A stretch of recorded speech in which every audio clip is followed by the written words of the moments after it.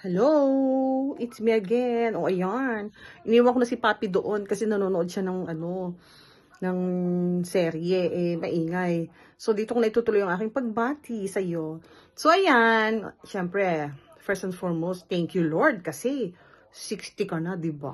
Glory to God. Parang kailan lang 50 ka. Inggit match nga ako. Lagi kang may handa. Ako, laging walang handa.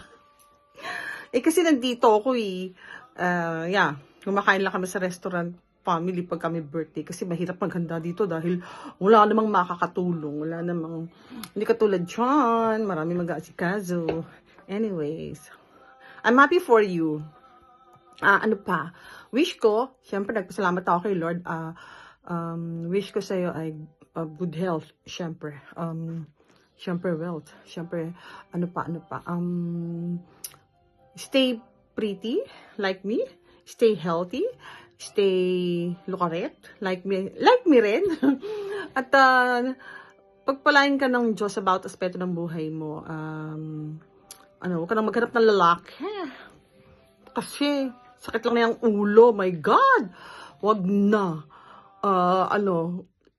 Stay na lang ikaw. Stay with your apos. Stay with your mga anak. Ganon, diba? So, pero wish ko pa rin na malay mo, biglang bumalik si yung love of your life. Malay mo, di ba, sabi ni Daddy, mag-asawa ko na. Sana, malay mo, pag bumalik sa'yo si Daddy, wish ko pa rin na na maging kayo. Malay mo, di ba? First love never dies. Hindi mo pala siya first love. Iba pala first love mo. Ayun, basta nakita ko yung journey ng ng love story nyo na witness ko yun. So pero para sa akin stay single. So ayan, basta masaya ako. I love you.